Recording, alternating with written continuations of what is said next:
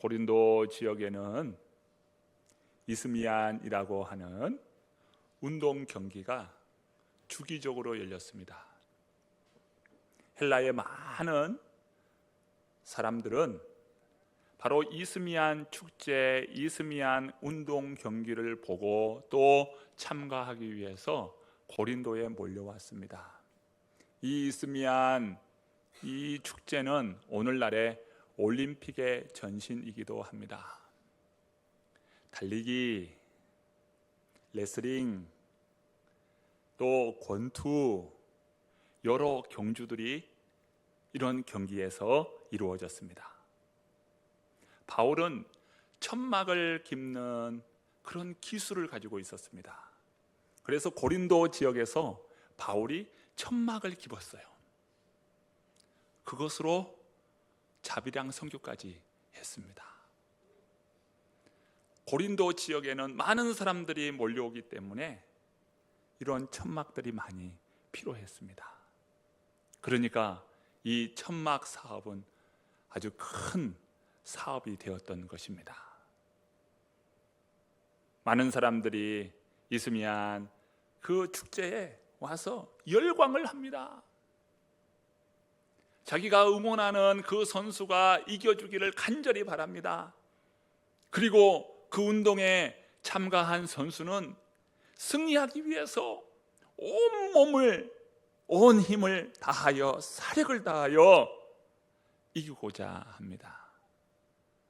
바울은 오늘 신앙이 마치 운동 선수와 같다는 것입니다. 우리 주님께서 우리를 대표 선수, 운동 선수로 불렀다는 것입니다. 이런 운동 선수가 대회에 참여하면 어떻게 해야 합니까? 이기고 승리해야 됩니다. 이스미안 축제에서 이기는 자에게는 면류관이 주어집니다. 상금이 있습니다. 또 많은 영예가 있어요. 신앙도 마찬가지입니다. 승리하는 자에게 우리 하나님께서 놀라운 승리의 관을 주시고 상급을 주신다고 성경은 말씀합니다. 그러면 어떻게 신앙에서 우리가 승리할 수 있는가? 그 승리의 비결을 오늘 본문 말씀에서 우리에게 주고 있어요. 본문 24절의 말씀을 다 함께 읽어봅니다. 함께 읽습니다. 내가 운동장에서 다름질하는 자들이 다 달릴지라도 오직 상을 받는 사람은 한 사람인 줄을 너희가 알지 못하느냐? 너희도 상을 받도록 이와 같이 다름질하라. 상 받도록 다름질하라. 상 받으려고 다름질하는 사람은 어떻게 달립니까? 천천히 달릴까요? 아니죠. 막 목표를 향해서 있는 힘을 다해서 달리는 거예요. 무엇입니까? 최선을 다하라. 신앙의 경주에서요, 이기는 자는 최선을 다하는 사람이에요. 스피드 스케이팅의 이 여자 황태자라고 불렸던 이상화 선수 아시죠? 그 이상화 선수의 그 에피소드가 있어요. 많은 사람들이 화제에 오르내리었습니다. 그 이유는 이상화 선수의 허벅지예요. 허벅지 한쪽이 무려 22인치였다는 거예요. 여성의 이 날씬한 여성의 그 허리 둘레가 24인치라고 하는데 한쪽 허벅지가 22인치, 양쪽 하면 44인치. 몸보다 허벅지가 더 두꺼워요. 상상이 됩니까? 그런 허벅지를 가지고 있었어요. 그 허벅지에서 폭발적인 스피드가 나오는 겁니다. 그래서 이상화 선수가 금메달도 따고 은메달도 딸 수 있었던 것이죠. 그렇게 되기까지 얼마나 훈련했겠어요? 그래서 자신이 목표한 금메달을 딸 수 있었습니다. 상 받으려면 어떻게 해야 합니까? 최선을 다해야 합니다. 신앙의 경주에서 상 받으려면, 이기려면 최선을 다하라는 것이죠. 사도 바울은 신앙 생활도 경기하는 선수와 같다는 거예요. 그래서 우리는 다 대표 선수와 같다. 기도에, 전도에, 말씀에, 교육에, 가르침에, 여러분 대표 선수예요. 우리가. 여러분 세상에 나가 보십시오. 우리가 다 대표 선수 아니에요? 기도의 대표 선수요, 말씀의 대표 선수요, 교육의 대표 선수요, 가르침의 대표 선수요. 우리가 다 대표 선수잖아요. 달란트 비율을 보십시오. 각자 능력에 따라서 5달란트, 2달란트, 한 달란트를 받았습니다. 각각 받은 달란트요. 그런데 최선을 다하는 사람이 있는가 하면 오히려 나태하고 게으름을 피운 사람이 있었죠. 최선을 다한 자에게 우리 주님께서 칭찬해 주시고 그에게 상을 내리십니다. 그러나 게으름을 피우고 나태한 자에게 주님께서 뭐라 하십니까? 슬피 울며 이를 갈리라. 받은 은혜가 있지만 그 받은 은혜를 저버리고 나태하고 게으르면 주님께서 책망하실 것이라는 것이죠. 신앙 경주에서 우리는 어떻게 합니까? 첫 번째 비결, 최선을 다하라. 여러분 최선을 다할 수 있기를 축복합니다. 오늘 두 번째 승리의 비결을 말씀해 주는데 본문 25절 말씀이에요. 자, 25절 말씀도 같이 한번 읽어봅니다. 이기기를 다투는 자마다 모든 일에 절제하나니 그들은 썩을 승리자의 관을 얻고자 하되 우리는 썩지 아니할 것을 얻고자 하노라. 두 번째 승리의 비결이 나와요. 그것은 바로 절제입니다. 절제.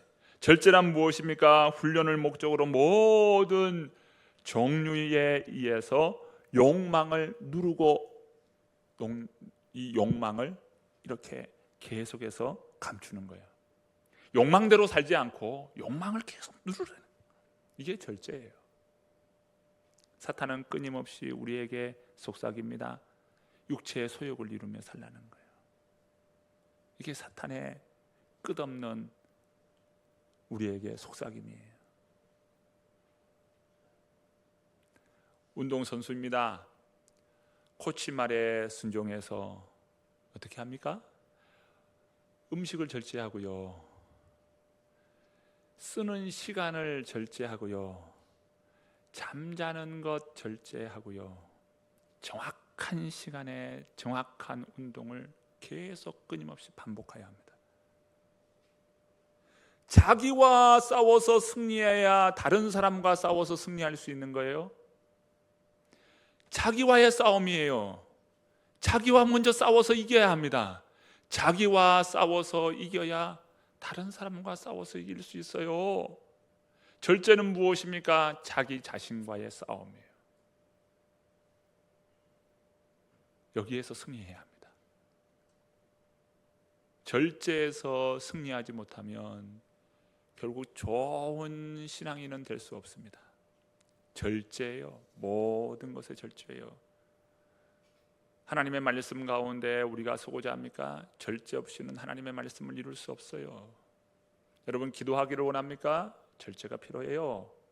복음을 전하기를 원합니까? 철저한 절제예요. 선교하기를 원합니까? 절제예요.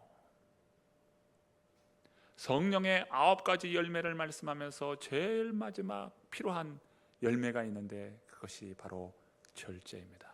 사랑, 희락, 화평, 오래 참은, 자비, 양선, 충성, 온유, 이것을 다 갖추더라도 마지막 이 절제가 안 되면요, 그 성령의 열매가 온전한 열매가 되지 못해요. 최종적인 것은요, 절제예요. 절제. 여러분 이 절제의 미덕이 있기를 축복합니다. 토마스 커스턴이 쓴 세명의 에드워드라는 책이 있는데요, 이 책은 벨기에 왕가를 다루는 그런 책입니다. 여기에 주인공이 레이놀즈라고 하는 사람이에요. 그런데 이 사람은 별명을 하나 가지고 있는데 크라수스라고 하는 별명입니다. 이 별명의 뜻은요, 뚱뚱한 사람보다 더 뚱뚱한 사람이라고 하는 뜻입니다. 그가 얼마나 비대했는지 알 수 있겠죠. 아버지 부왕이 갑자기 돌아가시게 됐어요. 왕위에 올라야 하는데 그만 동생이요 쿠데타를 일으켜서 왕권을 장악했어요. 이 레이놀즈는 이 첫째 아들로서 왕권을 물려받지 못했습니다. 쿠데타가 일어났으니까요 처형시킬 수 있잖아요. 그런데 이 동생이 왕위에 오른 그 에드워즈가 이 레이놀즈를 죽이지 않는 겁니다. 그러면서 이야기해요. 나는 절대 형님을 죽이지 않겠습니다. 그러면서 감옥에 가둡니다. 감옥 안에 가뒀는데요 방을 예쁘게 꾸몄어요.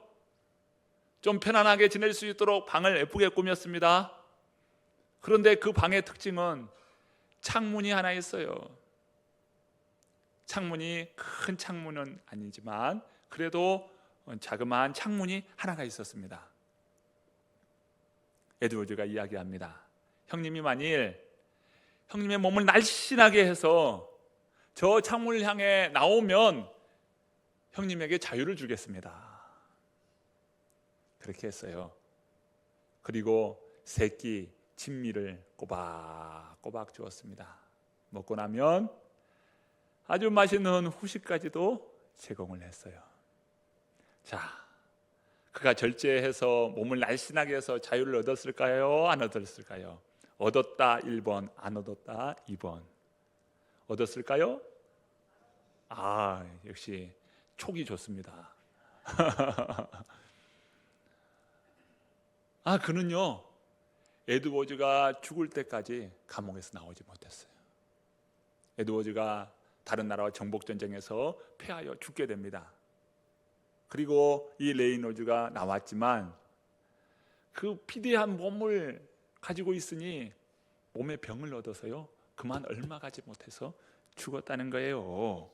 지금도 우리에게 끊임없이 욕망의 소리가 들려요. 너 육체의 소욕을 위해서 살아라. 여러분 이 속삭임의 언어에 여러분 어떻게 하시겠습니까? 절제예요. 절제하지 않고서는 승리할 수 없는 겁니다. 내 욕망을 쫓아 살아보십시오. 그 욕망이 나를 삼키고 맙니다. 이게 육체의 소욕을 따라 사는 사람의 모습인 것이죠. 두 번째 비결 뭡니까? 절제라는 겁니다. 세 번째 비결을 말씀하는데 본문 26절이죠. 26절도 우리 같이 한번 읽어볼까요? 읽습니다. 그러므로 나는 다름질하기를 향방 없는 것 같이 아니하고 싸우기를 허공을 치는 것 같이 아니하며. 다름질하는데 향방이 없어. 권투 시합을 하는데 허공에만 날마다 펀치를 날려. 이렇게 하지 않는다. 이런 말씀이죠. 여러분 달리기를 하는데 방향을 잃어버리면 어떻게 합니까? 출발선에서 엉뚱한 방향으로 가면 아무리 잘 뛰어도 상 받을 수가 없어요. 아무리 주먹이 힘이 있고 강해도 허공에다가 권투 시합에서 날리면 그것은 이길 수가 없어요. 그래서 이야기합니다. 향방 없이 허공에다가 하는 그런 자가 되어서는 안 된다. 이게 무엇일까요? 승리의 세 번째 비결은 뭐냐면 분명한 목표와 방향이라는 거예요. 분명한 목표와 방향이 있어야 한다. 자녀들을 양육하다 보면요, 자녀들이 목표를 잃어요. 방향을 잃습니다. 그러니까 목표가 없으니까요, 방향이 없으니까요, 할 일이 없는 거예요. 할 것이 없는 겁니다. 목표가 있고 방향이 있어야 할 일이 있잖아요. 해야 되겠잖아요. 그런데 한번 생각해 보십시오. 분명한 목표가 있고 방향이 있어요. 시간이 부족할 정도요. 시간이 없어요. 너무나 바빠요. 그 일을 하기 위해서는, 그 목표에 이르기 위해서는 너무나 시간이 바빠요. 내가 이 일을 해야 되는데 내게 이런 환경과 이런 상황에서는 안 된다 이거예요. 바쁩니다. 그래서 자녀들이 공부하다가 내가 이런 목표가 분명히 섰을 때는 엄마 아빠 제가 이것이 부족한데 이것을 배울 수 있도록 좀 도와주세요. 학원도 보내주세요. 이렇게 이야기하는 거예요. 바쁩니다. 목표가 세워지고 방향이 분명해지면 시간이 부족하고 바빠지는 거예요. 목회도 마찬가지입니다. 목회를 하다 보면 목사님들 가운데 보면 할 일이 없다는 거예요. 그러니까 이 통상적으로 출근이라고 하는 게 있잖아요. 보편적인 출근이라고 하는 게 우리 다 직장 생활하면 출근이라는 게 있지 않습니까? 교회 나가도 할 일이 없는데 무슨 출근 개념이 뭐가 있겠어요? 누가 감시를 합니까? 누가 뭐 지키고 있습니까? 누가 지켜요, 목사를? 누가 감시를 하고 누가 지킵니까? 우리 장로님들이 일 안 하고 목사 지킬 거예요? 안 되잖아요. 안 하려고 하면요 한없이 게으르고 할 것이 없는 것이 목회예요. 그런데 하려고 마음 먹으면요 있는 시간이 부족해요. 시간이 부족해서 그것도 다 살피지 못하고 하루 24시간을 그렇게 흘려보냅니다. 써버립니다. 저는 이 식사도요 이전에는 3끼를 먹었어요. 그런데요 담임 목회를 하고 난 이후로는 2끼만 먹습니다. 밥을 3끼를 먹으면요 시간이 너무 많이 들려요. 시간이 3끼 왔다 갔다 3끼 먹어보십시오. 그 한 번 먹을 때마다 그 시간이 얼마나 소요가 되는지. 먹고 나면 또 포만감이 생기잖아요. 아니 이 시간이에요. 그래서 제가 2끼만 먹기로 했어요. 2끼 먹으니까 좋아요. 또 괜찮아요. 아침하고 점심은 한 번 먹어요. 그리고 저녁 먹습니다. 그런데요 저녁 시간도 제가 보니까 불규칙해요. 시간을 딱딱 정해서 먹을 수가 없어요. 수요기도 금요기도에는요 수요기도 끝나고 먹고 금요일 기도에 끝나고 먹는 경우들이 더 많아요. 금요기도 끝나고 먹으면요 밤 10시에 먹는 거예요. 저녁에. 하려고 마음 먹으면요 시간이 부족해요. 우리 자녀들이 아빠는 언제 왔다가 언제 오는가 할 거예요. 교회에서 날마다 교회에 있는데 도대체 교회에서 뭐 그렇게 바빠가지고 교회만 있는가 할 겁니다. 그런데요 그렇게 바빠요. 눈에 보이는 것이 많고요 해야 할 일이 그렇게 많아요. 뭐 목사님 그렇게 뭐가 한데 그렇게 바쁩니까? 저를 한번 따라다녀서 보셔요. 어떻게 사는지.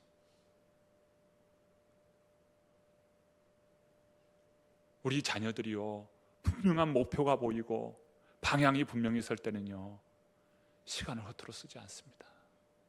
신앙 경주에서 승리하는 비결은 무엇입니까? 분명한 목표와 방향이 있어야 한다. 여러분 성경에서 분명한 목표와 방향 이것을 뭐라고 말씀합니까?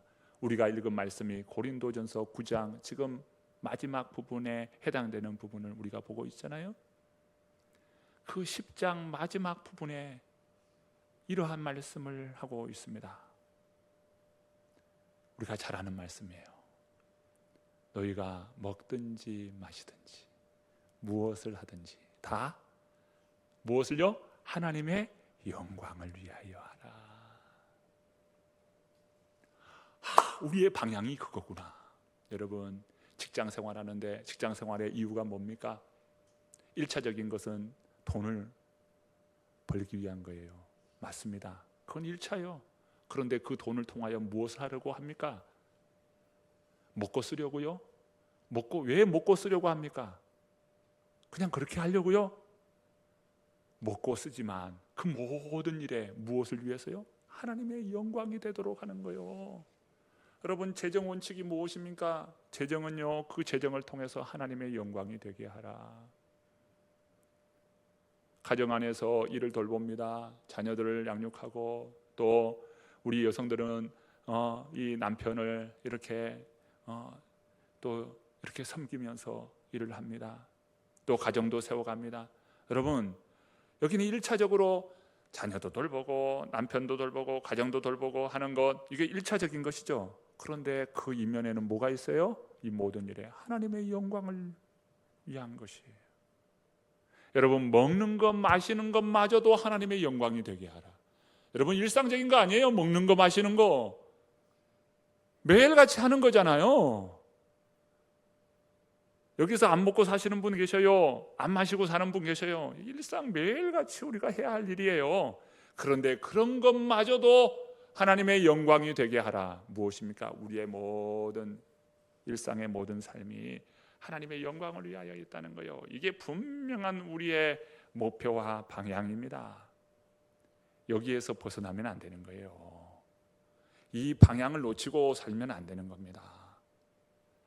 신앙 경주의 승리의 비결, 분명한 목표와 방향이라 말씀합니다. 자, 이제 마지막 절이죠. 26절, 27절 말씀, 우리 27절 말씀을 함께 읽어봅니다. 내가 내 몸을 쳐 복종하게 함은 내가 남에게 전파한 후에 자신이 도리어 버림을 당할까 두려워함이로다. 참, 이 말씀은 저에게는 굉장한 도전의 말씀이에요. 제가 신학함에 있어 또 목회자가 됨에 있어 이 바울의 이 말씀은 제가 너무도 귀중하게 여기는 말씀입니다. 바울이요, 그렇게 복음을 위하여 헌신했어요. 우리가 바울이 쓴 서신을 통해서 보면 매 맞는 거, 채찍질 맞는 거, 돌에 맞는 거, 파선당하고 수많은 강도의 위협이며 이 수많은 물의 위협, 산의 위협, 말할 것 없는 그런 위협과 고통 가운데 있는데, 그럼에도 불구하고 바울은 뭐라고 해야 합니까? 내가 맡은 그 사도직을 통해서 내 몸을 쳐서 복종시킨다. 여기서 친다는 것은요, 그냥 이렇게 뭐 가슴을 친다 이런 표현이 아니에요. 이게 심한 골절이 되고 아주 막 깨지는 그런 상황에 친다는 표현입니다.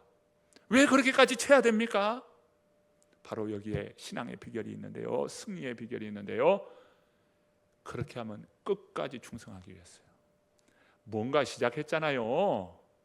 그럼 끝까지 해야죠. 하나님 앞에 쓰임 받고서는 어느 순간에 야, 너 더 쓰임 받지 못하구나, 하나님께서 폐기 처분한다면 그 인생이 얼마나 비참합니까? 처음 시작해도 하나님께서 우리를 사용하시고 쓰셨습니까? 마지막까지 아름답게 쓰임 받을 수 있는 사람, 끝까지 충성된 사람, 이게 참 아름다운 거예요. 여러분, 주님 부르실 그날까지 끝까지 충성할 수 있기를 바랍니다. 우리는요, 끝까지 가는 거예요. 승리자의 관이 지금 우리에게 펼쳐 있습니다. 끝까지 가는 거예요. 권투 선수 가운데 조지 포먼 선수가 있고요, 마이클 타이슨 선수가 있어요. 제가 좋아하는 두 선수입니다. 헤비급 세계 챔피언 조지 포먼 선수, 어릴 때 이 조지 포먼 또 마이클 타이슨 그 권투하는 거 보면서 얼마나 통쾌했느냐. 조지 포먼요, 어깨를 이렇게 춤을 춥니다.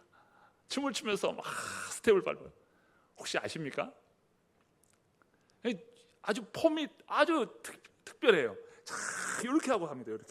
이렇게 보아요. 선수들 보면서 이렇게 춤을 추면서 스텝을 밟아요. 이거 조지 포먼이에요. 웬만한 맞고 이렇게 해도요, 끄떡도 안 해요. 얼마나 맷집이 좋은지. 이 조지 포먼 선수인데요, 그 주먹이, 그 파괴력이 2톤이라고 그럽니다. 얼마나 강펀치를 가지고 있습니까? 그러니까 그 강펀치 한 방이면 끝나는 거예요. 그 한 방 딱 맞으면 끝나는 거예요. 이에 못지않은 선수가 있는데요, 아주 날렵합니다. 마이클 타이슨이에요. 그렇게 헤비급인데요, 유연성이 남달라요. 허리가 얼마나 유연한지요, 상대의 그 주먹 펀치를요 정타로 맞는 법이 거의 없습니다. 그것을 이 허리 힘으로 다 그것을 맞고도 이 허리가 돌아가니까요 충격이 안 오는 거예요. 그리고 웬만하면 다 피해요. 그렇게 유연한 선수가 마이클 타이슨이에요. 이 두 선수 다 세계 챔피언을 했던 선수입니다. 그런데 제가 감동이 되는 사람은 바로 조지 포먼이에요. 이 선수가요, 이 10대 때 젊은 시절에요, 굉장히 난폭하고 또 불량 그런 인생이었습니다.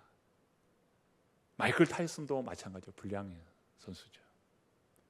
젊었을 때 다 그랬어요. 청소년 시기에 그런 시기를 보냈는데요, 이 조지 포먼이 예수님을 만나게 된 거예요. 예수님을 믿게 된 거예요.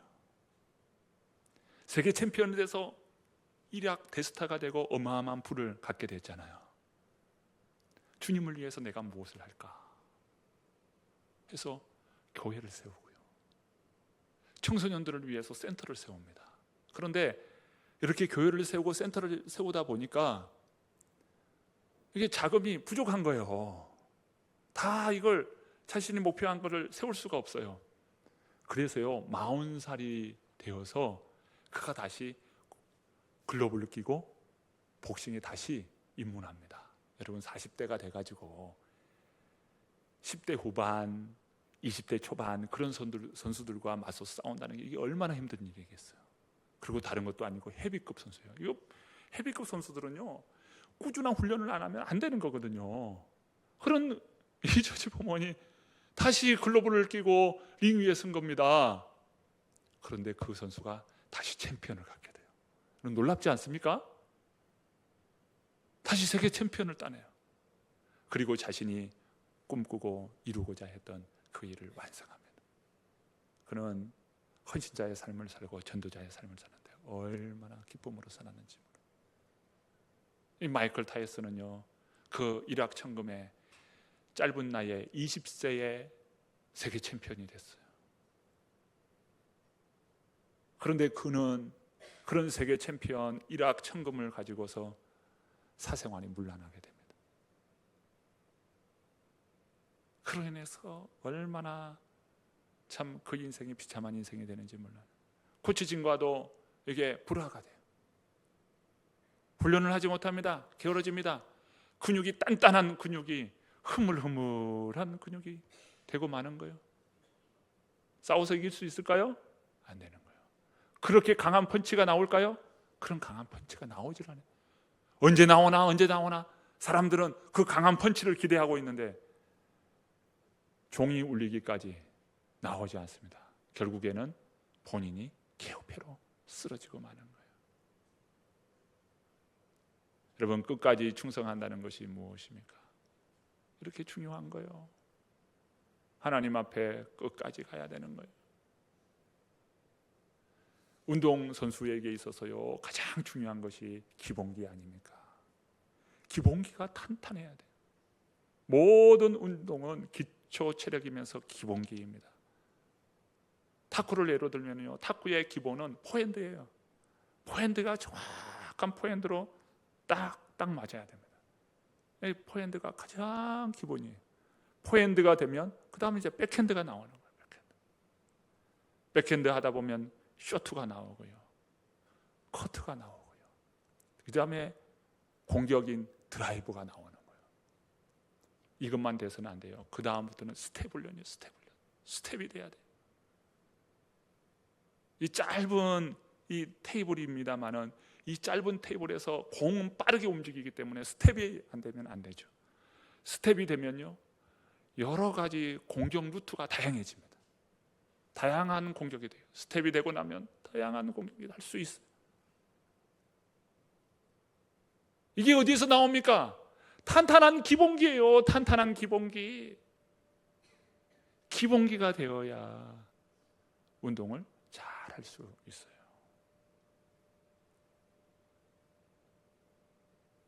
목회도요, 기본기가 참 중요하다는 걸 압니다. 기본기가 안 되면요, 이 힘이 막 들어가요. 막 어거지로 하고 힘 들여서 하다 보면 어떤 일이 납니까? 아파요. 상처가 나요. 성도들이 알까요? 모를까요? 성도님들이 대번에 압니다. 목사님이 아직 기본기가 안 됐구나. 성도들이 딱 보면 아는 거요. 그런데 기본기가 잡혀 있잖아요. 그 다음부터 그 기본기를 통해서 뭐가 옵니까? 기쁨이 옵니다.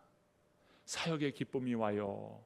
성도들이 세워지고 인격이 세워지고 신앙이 세워지고 가정이 세워지고 사회 안에서 영향력 있는 그런 인물들로 세워졌다가 기쁨이 옵니다. 기쁨이 와요.